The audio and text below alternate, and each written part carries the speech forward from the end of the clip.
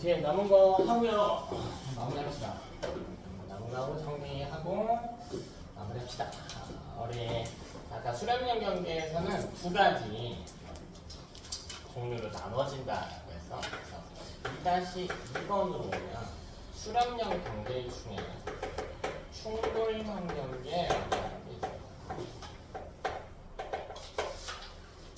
자, 얘는 언제 발달하냐면 대륙판과 대륙판이 수렴할 때 나타납니다.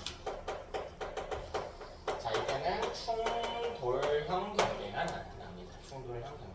자, 충돌형 경계의 특징은 뭐냐면 우리 수렴형 중에서 아까 섭입형이 있어서 섭입형 밀도의 차이가 존재했어야 되지. 근데 이건 밀도 차가 나지 않는 거야. 밀도 차가 발생하지 않습니다. 얘는 쉬워요.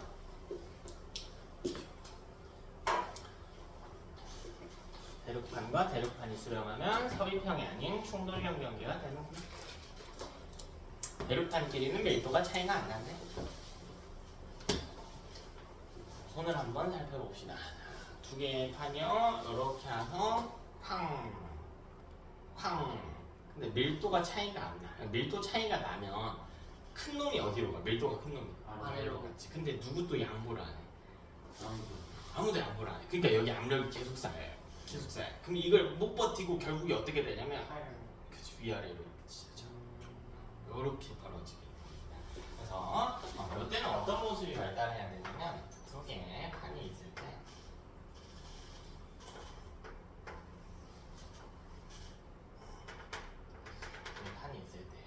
위아래로 발달합니다. 위아래로 이렇게 솟고 뒤로도 솟고 여기서도 솟고 여기 밑으로도 이렇게 솟지.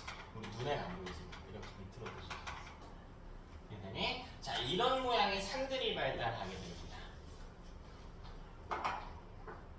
자, 얘는 그럼 한 줄로 발달하는 판이네.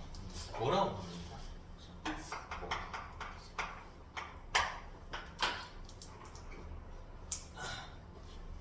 자, 그럼 얘 특징이 뭘까? 얘는 화산 활동이 마그마가 분출될 수 없습니다.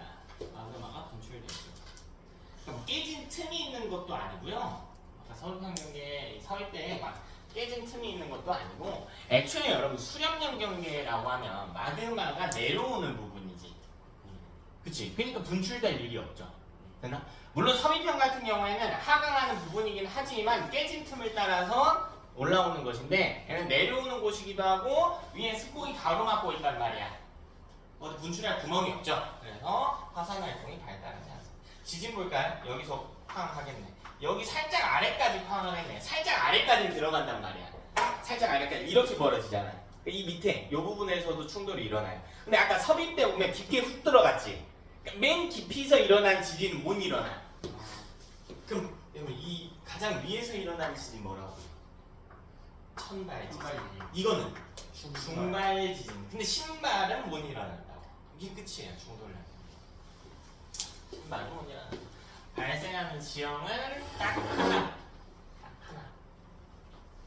그죠?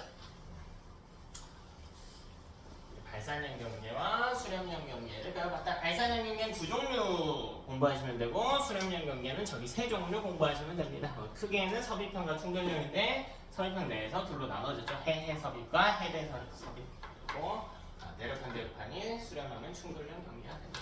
자, 그럼 오늘 마지막 경기. 마지막 경기. 보존형 경계입니다. 보존형 경계.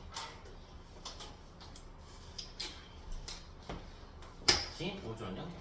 자, 보존형은 멘틀 대류랑 상관없이 어긋나는 경계라는 말을 했어요. 멘틀 대류랑 상관없습니다. 자, 제가 판을 몇 개만 좀 그려볼게요. 판을 4개 그릴 거예요. 4개 그릴 거예요. 각 판을 뭐 A, B, C, D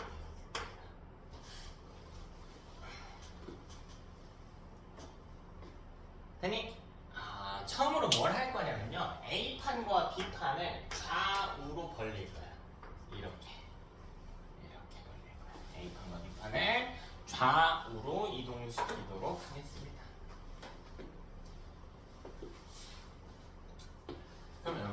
가운데에서 요 두 판의 경계 쪽에서 두 판이 어떻게 돼요 지금? 벌어지죠. 여기 무슨 경계예요? 여기 발산형. 그렇지, 발산형 경계죠. 보존형 이야기하는데 대체 발산형이 왜 나오나요? 자, 발산형 경계에는 어쨌든 열곡도 있을 거예요. 이렇게.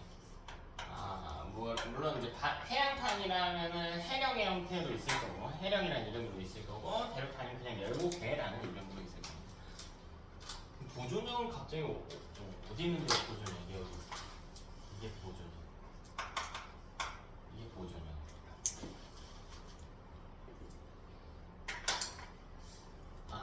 사실 판 4개나 필요 없고요. A랑 C만 볼게요. A랑 C만. A는 어디로 가? 왼쪽으로 가고 있지. 그치? C는 거의 안 움직이고 상관없어요. 뭐 살짝 움직여도 되고, 오른쪽으로, 왼쪽으로 살짝 움직여도 되고, 오른쪽으로 가도 상관없어요. A랑 속력만 다르면 돼요. 그러면 A가 이렇게 간단 말이지. 이렇게 가죠. 이렇게. 90도로 이렇게 간단 말이야. C를 어떻게 가? 긁고 가지. 이게 보존형이야. 그럼 긁고 가는 면이 있을 거 아니야. 그러니까 요 내부에 여기 면이 있겠지. 여기도. 이 면. 이걸 우리가 뭐라고 부르냐면 변환단층이라고. 변환단층입니다. 변환단층. 저게 내부의 구조니까 우리가 안 보여요. 내부의 구조니까 안 보여. 그러니까 커다란 카스테라가 있다고 생각하면 그걸 정가운데를 일자로 자르는 거야. 그 잘린 면이 변환단층인 거거든요. 그러니까 눈에 안 보이겠지. 그러니까 선생님 볼 수 있게 좌표계로 좀 설명을 드릴게. X축, 그죠? 이거 Y축, 그지? 근데 3차원적으로 봐야 되니까 Z축이 들어가요. X축, Y축, Z축. 그럼 그림을 한번 볼게. 요게 발산형이야, 발산형. 그리고 열곡이 있죠. 발산형 경계고 열곡이 있습니다. 이 Z축을 따라서 위 그림하고 같이 보시면 됩니다. 자, 그럼 이 X축 따라서 발달하는 건 뭐예요? 여기 보면 얘랑 수직이 보존 X축 따라 발달하는 거죠. 됐어? 잘 봐봐. 발산형과 보존형은 서로 무슨 관계예요? 수직 관계. 그럼 뭐 열곡과 수직이다 해도 돼요. 그래서 발산형과 보존형은 수직 관계에 놓여 있습니다. 그럼 변환단층은 어딘데요? XY 평면. 평면. 변환단층은 면이란 말이에요. 경계는 선이고. 여기가 변환단층. 여기 XY 평면이 변환단층.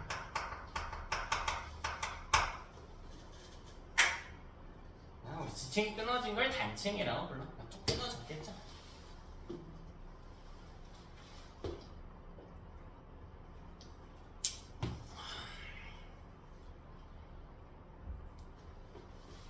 됐나? 오늘 할 이야기는 다 했습니다. 이제 이거 정리만 좀 하고 관련 문제들 하고 사이드 내용 잠깐만 보고요. 사이드 내용 잠깐만 보고. 메인 이야기는 다 했습니다. 이때 여러분 화산 활동 볼까요? 이 보존형 경기 화산 활동 있을까 없을까? 없을 거. 없죠. 여기 마구마구 뭐 올라올 일이 뭐가 있어? 그냥 긁고 지나가는 건데, 그죠? 예. 그래서 화산 활동은 없습니다. 지진 있을까 없을까? 어쨌든 있지. 땅이 어쨌든 뭐예요? 움직이지. 그럼 지진은 있어. 네. 근데 막 이게 깊게까지 들어가는 일이 있어요? 전혀 없지. 그러니까 아예 안 들어가죠. 그러니까 이 충돌령을 보면 살짝은 밑으로 들어갔단 말이에요. 그러니까 중발 지진까지 일어났잖아. 아예 안 들어가. 그러니까 무슨 일이 있어야 돼? 천발. 그렇지. 천발 지진만 일어나. 화산은 일어나지 않고 천발 지진만 발생하는구나.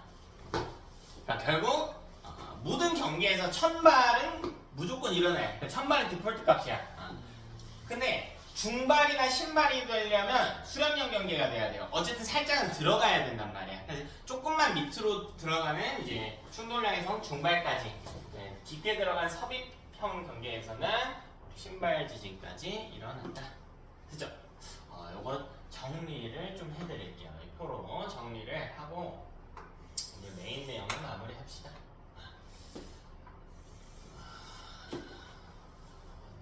맨 위에 한 칸. 이따가 표 그리셔도 돼. 두 칸. 그다음 세 칸. 한 칸.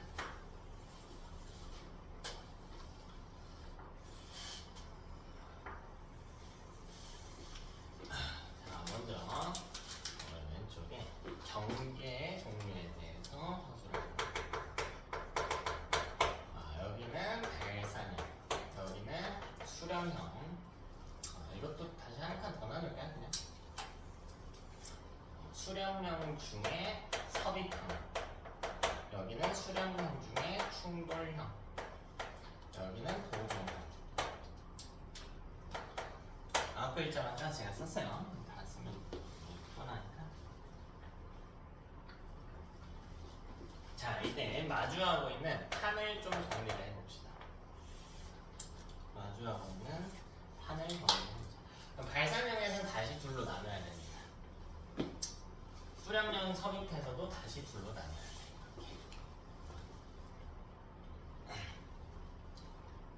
외우기 좋게 제가 표로 다 정리해드릴게요. 자, 발산형 같은 경우에는 판의 종류가 해양하고 대륙이 있어서 해양판과 해양판 사이의 발산형 경계, 그리고 대륙판과 대륙판 사이의 발산형 경계. 우리 했던 순서대로 정리할게. 자, 수렴형 중에 섭입형 중에서는 해양이 있었고 해양 대륙이 있었습니다. 자, 수렴형 중에 충돌형이 되려면 대륙이어야 됩니다. 자, 보존형 경기는 판 종류 상관없어요. 어떤 판이든 상관없습니다. 대륙이든 해양판이든 긁고 가기만 하면 되니까 상관이 없어요. 자, 여기서 발달하는 지형들부터 좀 정리할게요.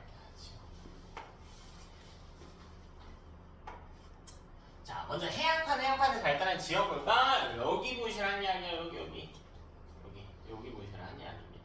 이때 발달하는 지형 뭐 있어요? 해령밖에 없죠.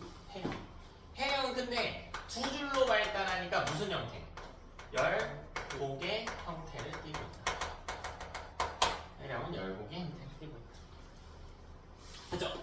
자, 그 밑에 볼게요. 대륙판 사이의 발산형 경계, 여기서 발달하는 거 열곡대. 이렇게 정리가 되겠다. 대립 열곡대.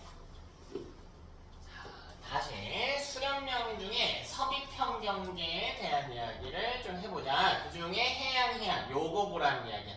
지형이 좀 많아. 3개 써주셔야 돼. 먼저 해적 골짜기, 경계를 따라서 밀도가 작은 판 쪽으로 발달하는 해적 골짜기. 이거 두 글자로 뭐라고 불러? 그렇지, 해구. 그죠? 자, 그리고 해구랑 거의 같은 지형을 지칭한다고 해서 타고 들어가는 면 섭입해. 그 다음 해구가 나란하게 발달하는 호 모양의 선이 있었어요. 그거 호상열도. 그치.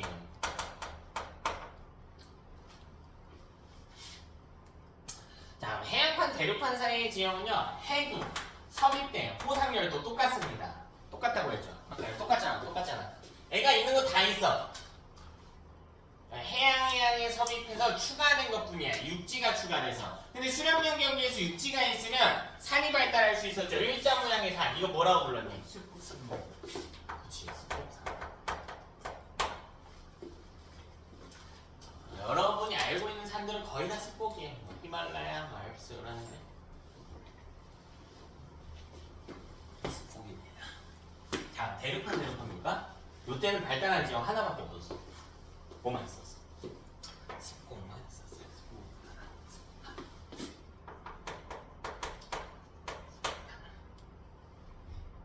됐나? 자, 보존형 경계 볼게요. 발달한 지형 딱 하나 해도 딱 하나. 그렇지. 변환 단층. 변환 단층 이름이 좀 어려운데 그냥 보존형 경계에서 발달하는 단층을 변환 단층이라고 하는구나. 변환단층 설명하려면 다른 단층들을 같이 다 설명해야 돼. 뭐 정단층, 역단층 다 해야 돼서 너무 많으니까 보존형 경계에서 발달한 단층을 변환단층이라고 하는구나. 자, 그럼 화산활동의 유무합니다. 자, 여기 다 일어납니다. 근데요, 밑에 두 개만 안 일어나요. 충돌령과 보존령만 화산 활동이 없습니다. 자, 다음 지진. 조금 좁네. 지진 중요한 거.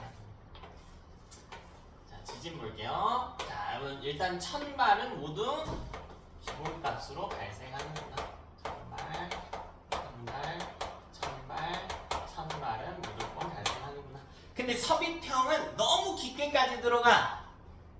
외우기 싫어요, 여러분. 너무 깊게까지 들어가. 그러니까 뭐까지? 천발, 중발, 신발. 여기도 천발, 중발, 신발. 섭입형이니까. 자, 충돌령은 섭입형까지는 아니지만 밑으로 살짝은 들어가요. 그러니까 뭐까지? 중발까지는 일어난다. 이렇게 보시면 되겠다. 됐니? 이 정도 외우시면 되고, 그 뒤에 한 칸이 더 있는데, 뒤에 한 칸 하기 전에 여기 섭입형에서 매우 중요한 표현이 있어서요. 큰 놈이 아래, 밀도 작은 판 아래로 파고 들어갔지. 그러니까 온갖 지각 변동은 밀도가 어떤 판 쪽에서 일어난다고? 그림 보면 작은 판 쪽에서 일어난다고요. 자, 여기를 기준으로 오른쪽으로 갈수록 진원의 깊이 어떻게 됐다고? 깊어졌다고. 이해되니? 진원의 깊이 깊어졌다고. 자, 진앙 아니고요, 진원이에요. 자, 마지막으로 뭐 볼 거냐면 지명 볼 거예요. 지명 볼 거예요. 지명은 안 외우셔도 돼. 안 외우셔도 되는데 그림에 문제 예시에서 그림으로 나올 수가 있어서 좀 익숙해지면 문제 푸는데 도움은 될 겁니다.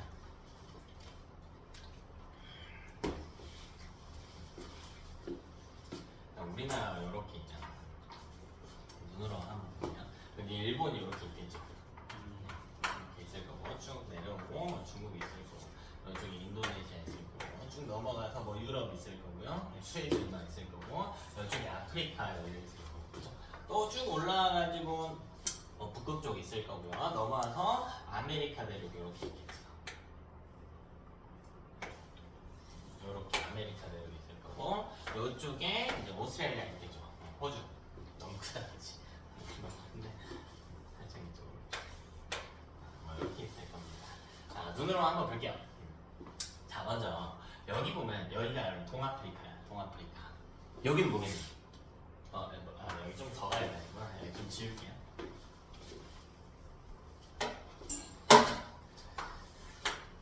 이렇게 또 이어져 있겠죠. 여기는 뭘까? 서아프리카. 뭐 밑에 남극 있겠죠. 남극 그릴 자리가 없다. 대충 봅시다. 자, 그럼 동아프리카 보면 여기서요. 두 판이 이렇게 찢어지는 듯한 모습이 보여요. 두 판이 찢어지는 듯한 모습. 화살표 보시면 돼. 그치, 발산형이지. 그리고 여기요. 대륙판과 대륙판 사이에서 이걸 먼저 했구나. 대륙판과 대륙판 사이에서 발달하는 관계지. 여기가 동아프리카예요. 그러니까 두 번째. 동아프리카.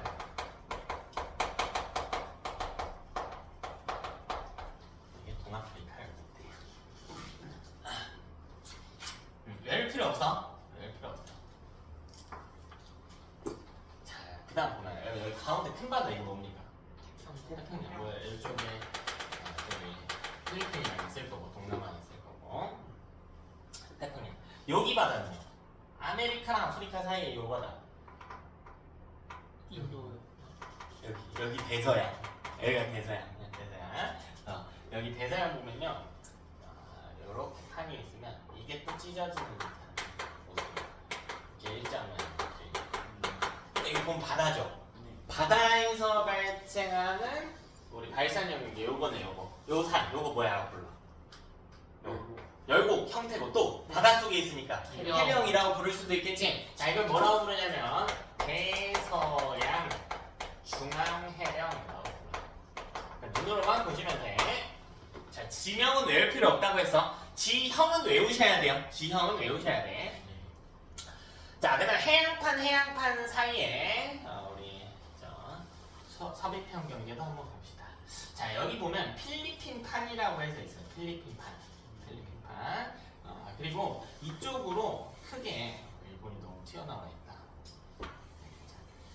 크게 이런 판이 하나 있다. 이 판 뭐라고 불러? 태평양판이라고 부르지. 이거 해양판이거든. 필리핀판 여기 보면 동남아 국가들 있단 말이야. 동남아 국가들 있죠. 그래도 여기 바다 면적이 훨씬 더 커서 해양판 취급해요.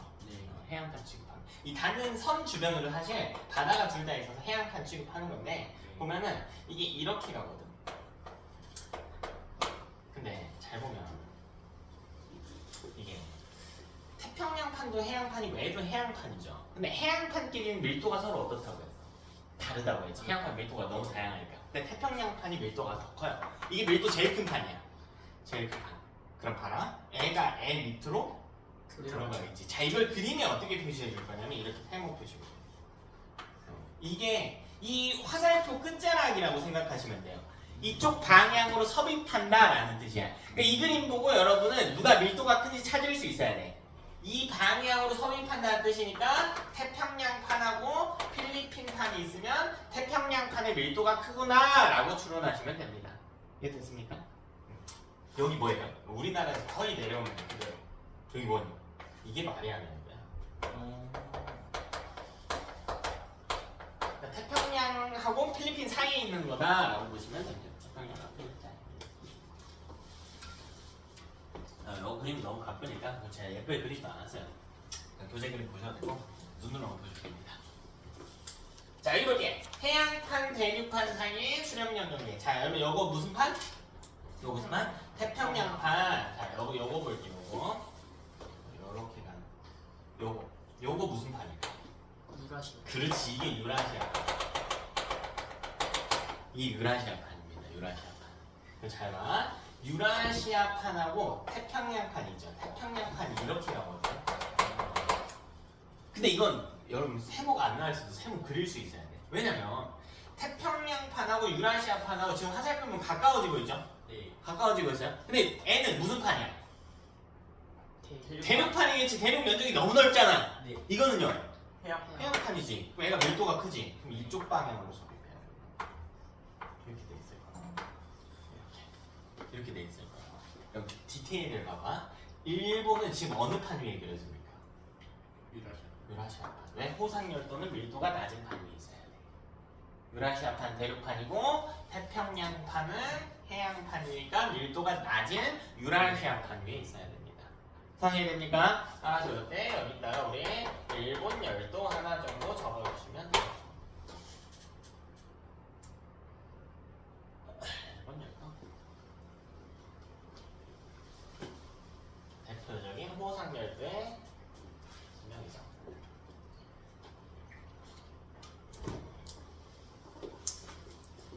일본이 가끔 보면 땅 위치 잡은 거 좀 짠할 때가 있죠. 왜? 지각 변동이 너무 많이 일어나. 그치? 화산 활동도 그렇고 지진 활동도 그렇고 일본 밑에 보면 분화하는 장소가 있는 거야. 그러니까 어쩔 수 없이 이 피해를 많이 받고 있는 동네이거든.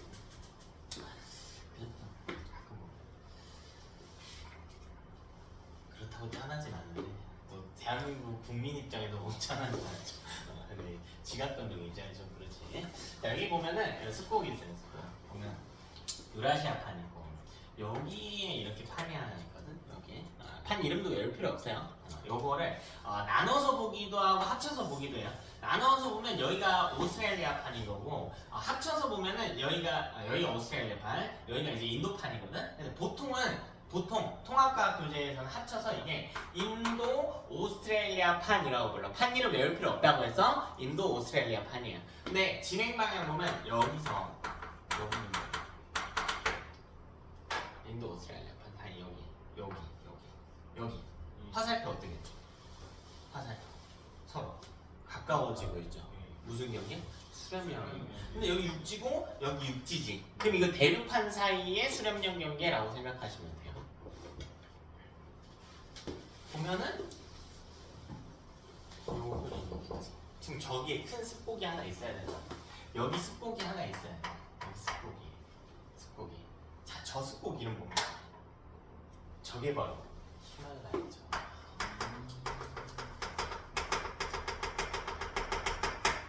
히말라야. 그럼 다른 지명은 외울 필요 없는데 이거 하나는 좀 외워줄게. 이거 하나만. 자, 무슨 판과 무슨 판 사이요? 유라시아 판과 인도 오스트레일리아 판 사이의 충돌형 경계로 발달하는 산이 히말라야 산맥이구나. 잘 생각해보면 히말라야 산의 높이는 계속 어떻게 될까? 높아지죠. 왜? 이렇게 밀고 있다. 아직도 밀고 있어요.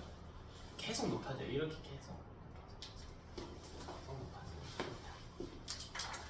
자, 보존형 경계는 많이 나타나는데 뭐 대표적으로는 아이슬란드 열곡대라고 하는 게 있는데 아이슬란드 열곡대? 이것보다는 아니야. 얘는 여기에 표시하지 않고요. 그냥 요거 보세요. 여러분 훨씬 더 중요한 게 여기 있거든. 네, 그래. 여기 쓴다면 하나만 쓰다면 산안드레아스 단체 하나 더. 굳이 열 필요는 없어요. 산안드레아스 단체는 여기 있어요. 여기. 근데 이거 중요해요. 여기에 두 판이 이렇게 멀어지는 흔적이 있거든요. 여기 뭐가 발달해야 돼? 길게. 뭐가 발달해야 돼? 뭐가 발달해야 돼? 발산형 경계가 발달해요. 발산형 경계. 발산형 경계. 근데 발산형 경계가 있으면 이 그림을 그래서 잘 보셔야 돼. 발산형 경계가 있으면요 무조건 그 옆에 보존형 경계가 있다고 생각하시면 돼. 둘이 무슨 관계로? 무슨 관계로? 둘이 수직 관계. 수직 관계. 발산형은 보존형과 수직이야. 그래서 여러분 교재 그림 보면 이렇게 돼 있을 거야. 발산형에 선 그어놓은 것처럼 있어. 이런 애들이 다 보존형인 거야. 그러니까 여기도 있어요. 이렇게 돼 있을 겁니다. 이런 애들이 다 보존형인 거예요. 발산형 보면 일자로 깨끗하게 안 그려져요. 잠깐 교재 한번 보시면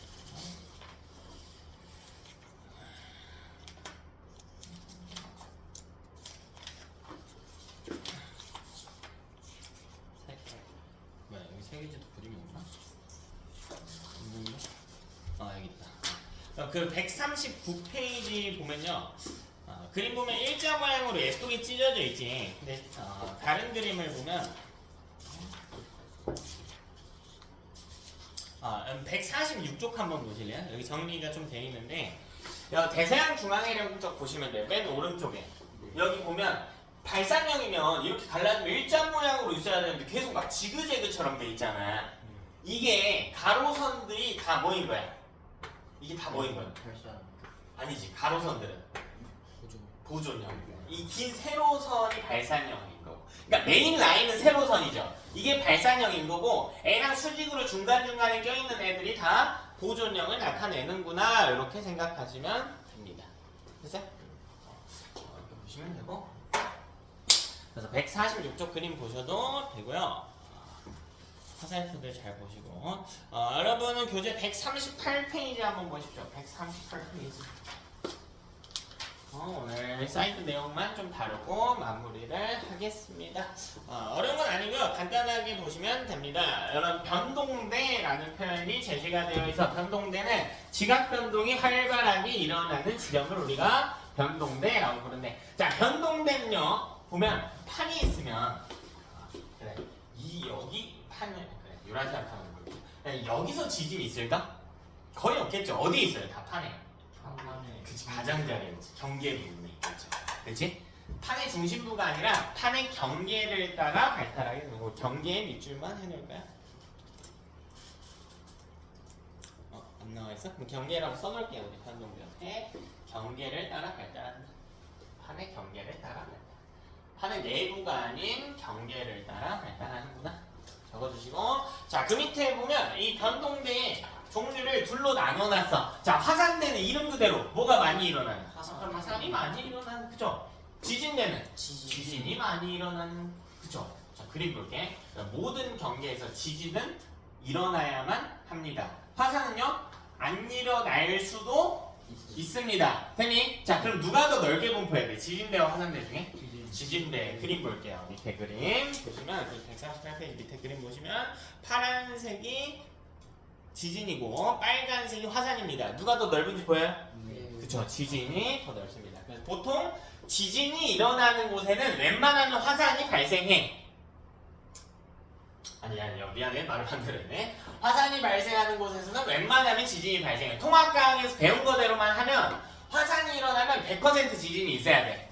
근데 여러분이 나중에 이제 2학년 지구과학에 가면 이제 플룸구조론이라고 해서 화산만 일어나는 지형도 있거든. 통합과학에서 그거 빼고 화산 활동이 일어나는 곳에선 지진이 일어나. 근데 지진이 일어나는 곳에서는 화산이 안 일어날 수도 있다라는 겁니다. 이 정도만 체크하면 되는 내용이고요.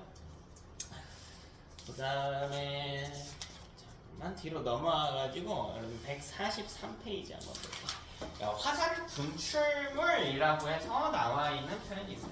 화산 활동 결과 나오는 물질들을 화산 분출물이라고 부르는데, 자, 교재 보면 세 가지 종류로 나눠져 있어. 자, 먼저 화산 쇠설물이라고 하는 거 볼게요. 이건 고체예요. 고체. 마그마가 분출될 때 튀어나오는 고체 상태의 물질들을 우리가 화산 분출물이라고 부릅니다. 밑에 뭐라고 적혀있니? 그 밑에 화산가스. 이건 뭐예요?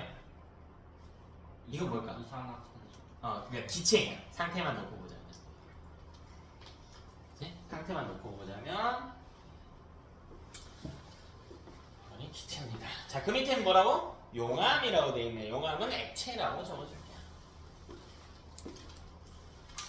그러니까 마그마랑 용암의 차이를 구분을 못하는 경우가 있는데, 마그마는 모든 분출물들의 이제 근원이 되는 물질인 거야. 거기서 튀어나온 것 중에 고체는 쇠설물, 액체는 용암인 거예요. 용암이 더 작은 사이즈죠. 이해되니? 더 작은 사이즈. 온도는 뭐 비슷합니다. 둘 다 700도에서 한 1200도 정도 사이로 비슷한데. 됐죠? 자, 거기서 우리 다시 화산가스 한번 볼게요. 중요한 거 두 개만 체크할게. 수증기, 이산화탄소 밑줄. 수증기, 이산화탄소 밑줄. 수증기랑 이산화탄소에 공통점이 있는데 둘 다 탄소를 포함하나요? 산소를 포함하면 그런 공통점도 있겠네. 원소 입장에서 보면. 근데 이걸 좀 이제 기체의 어떤 분류의 측면에서 보면요, 얘는 둘 다 온실기체예요. 둘 다 온실기체. 온실기체라고 좀 밑줄 돼 있나? 온실기체 적혀 있어? 안 적혀져 있으면 적어놓을게. 우리 온실기체. 온실기체구나. 온실기체. 그 온실기체는 기온을 어떻게 해? 기온을 높이죠. 그래서 기온을 상승시키는 영향을 미치고 있습니다. 그치? 자, 여기서 구조가 끝나면 절대 안 돼. 절대 안 돼. 자, 뭐 보냐면 화산 쇠설물 보세요. 자, 이 화산 쇠설물 아까 고체 상태의 물질이라고 했지? 네. 자, 교재에 보면 입자의 크기에 따라서 뭐 나눈대요. 뭐 화산 암계, 뭐 화산력, 뭐 화산재 이런 식으로 크기에 따라 나누는데 안 중요하고요. 여러분 뭐 체크해 놓냐면 화산재. 화산재. 이게 제일 중요해. 이제 고체 물질 중에 제일 작은 애들이에요. 눈에 보이지도 않을 정도로 미세한 입자들. 얘네를 화산재라고 부릅니다. 재. 작은 알갱이들이야. 화산재에다가 뭐라고 적어놓냐면 질소화합물이라고 적어요. 화산재. 이 중에 모두가 질소화합물인 건 아닌데 질소화합물을 포함하고 있어요. 질소가 포함된 물질, 뭐 NO2라든가 NO라든가 이런 애들이 있거든. 이산화질소나 뭐 일산화질소 이런 애들이 있어요. 자, N에 아주 중요한 거. 자, N에는 햇빛을 차단시켜요. 햇빛을 차단시켜요. 그러면 이건 기온을 어떻게 하는 거야? 기울죠. 낮추는 거지. 햇빛을 차단하면 기온을 낮추죠. 그러니까 상반되는 개념이 등장했다고. 화산가스는 온실기체니까 기온을 높일 텐데, 그쵸? 화산재는 햇빛을 차단하니까 기온을 낮춘단 말이야. 그럼 누구 영향이 큰지 따져봐야겠죠. 제 영향이 훨씬 큽니다. 이게 원리적으로 보면 온실가스의 역할은 뭐냐면, 이게 온실가스층이라고 하면 햇빛이 이렇게 들어오면요 원래 나가야 되거든? 나가지 못하게 이렇게 가두는 거예요. 중학교 때 이미 배웠단 말이야. 이렇게 가두는 거예요. 그러니까 여기 에너지가 나가지 못하니까 지구 평균 기온이 상승하는 거란 말이에요. 연평균 기온이. 근데 화산재는 뭐냐면 애초에 들어오지도 못하게 하는 거야. 애초에 들어오지를 못하게. 그러니까 온실가스가 있던 말든 온도는 어떻게 돼? 결국 낮아진다라는 거야. 그래서 화산재의 영향이 더 크기 때문에 기온이 낮아진다라는 거야. 화산재의 영향이 훨씬 더 커서 기온은 낮아진다 이렇게 생각하시면 됩니다.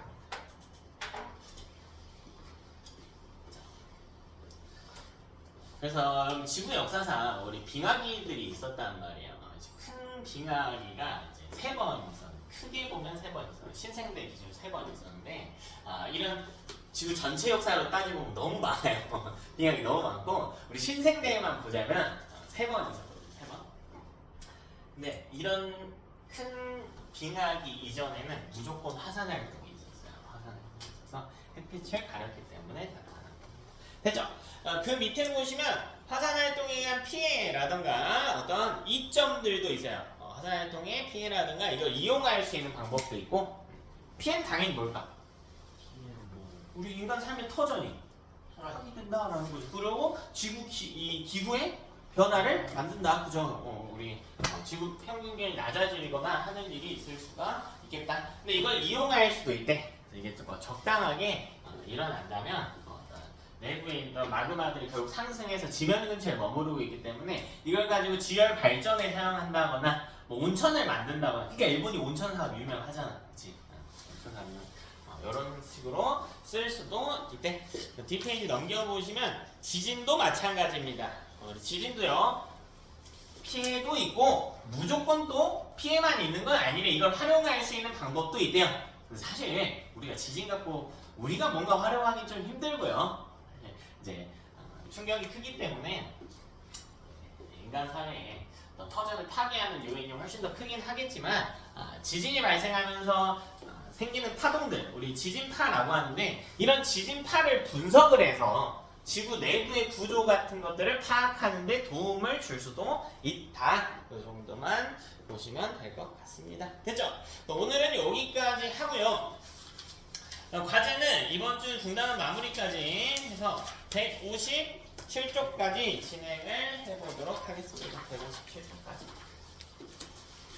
157쪽까지 하고 이번 주는 좀 열심히 외우세요. 열심히 하시고 과제 검사하고요.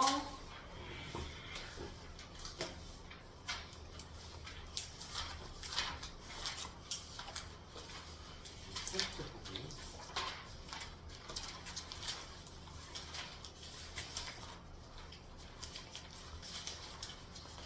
그렇게 마무리합시다.